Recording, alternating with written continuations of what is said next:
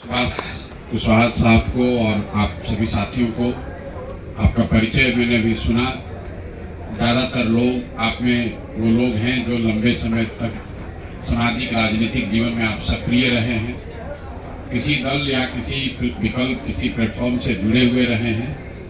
लेकिन जन स्वराज में आने वाले ज़्यादातर लोग किसी न किसी दल से ही आए हैं, किसी अलग विचारधारा पार्टी से आए हैं। वो इसलिए आ रहे हैं कि उनका एक भरोसा, एक विश्वास धीरे धीरे ही सही इस दल की नीतियों पर, कार्यक्रमों पर जो हम लोग प्रयास कर रहे हैं इस पर बन रहा है। तो हम आपको इतना ही भरोसा दिला सकते हैं कि जिस ईमानदारी और जिस शुद्धता को देखकर सुनकर आप इस दल से, इस व्यवस्था से जुड़ रहे हैं, हमारे आचार विचार व्यवहार में आपको उसमें कमी नहीं दिखेगी। जीतना हारना, राजनीति करना, उसमें उतार चढ़ाव आता रहेगा। जरूरी नहीं है कि आपकी हर बात से हम सहमत हों या हमारे सारे बात से, निर्णय से आप सहमत हों। लेकिन एक बात की सहमति, एक बात का आश्वासन जरूर है कि जिस ईमानदारी की बात हम लोगों ने की है, जिस शुद्धता की बात की है, उसमें कार्यकर्ताओं के साथ, साथियों के साथ, दल के नेताओं के साथ, दल को बनाने वालों के साथ, दल को अपने कंधे पर आगे बढ़ाने वालों के साथ किसी प्रकार का कोई धोखा नहीं होगा। सुभाष जी से जब मेरी पहली मुलाकात हुई थी, तब से लेकर हम लोगों ने कोई व्यक्तिगत बात अभी तक, मैं इनके मुंह पर ही कह रहा हूँ, इनका सम्मान इसलिए भी है, इन्होंने कोई व्यक्तिगत बात नहीं कही कि हमको दल में क्या मिलेगा, हमको कौन सी जगह मिलेगी। इनका एक ही रहा है मुद्दा कि जिस मुद्दे को लेकर हम और हमारे साथी संघर्ष कर रहे हैं, क्या जन स्वराज उसको अपना ताकत लगाकर और बड़ा करेगा। तो दो बैठकों में ये बात मुझे भी समझ में आई है और सुभाष जी को भी समझ में आई है कि 1 और 1 मिलकर 11 हो सकता है। बेतिया राज की जमीन के अधिग्रहण का जो मामला है, दोनों चंपारण में बहुत लाखों लोग उससे प्रभावित हैं। जो संघर्ष आपने शुरू किया है, वो उस संघर्ष में पूरी तरीके से जन स्वराज परिवार, जन स्वराज के साथी, जन स्वराज का संसाधन, मैं स्वयं पूरी तरीके से आपके साथ उसमें लगूंगा।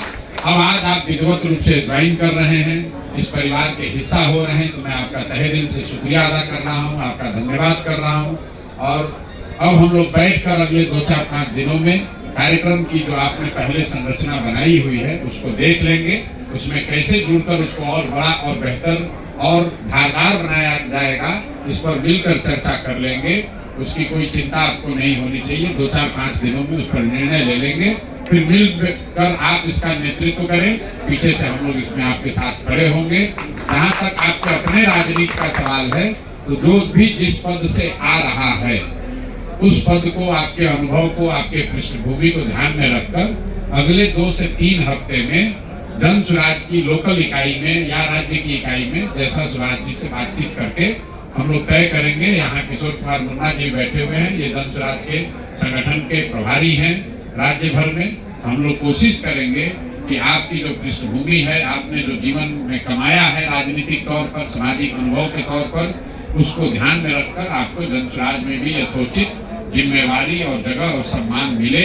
इस बात की चिंता करने की जरूरत आपको नहीं है, ये अगले 2 हफ्ते में कर दिया जाएगा। अगर मान लीजिए कुछ देरी भी 1-2 दिन हो तो कोई घबराने की बात नहीं है। कुशवाहा साहब हैं, डॉक्टर साहब हैं, किशोर कुमार मुन्ना भी बैठे हुए हैं। कभी कभी बहुत बड़ी व्यवस्था को चलाने में 2-4 दिन आगे पीछे हो सकता है, लेकिन मुझे लगता है कि होली से पहले पहले ये हो जाएगा। आज आप सब लोग जुड़ रहे हैं, इस भरोसे और विश्वास से जुड़ रहे हैं कि मिलकर हम लोग कुछ बेहतर कर सकते हैं।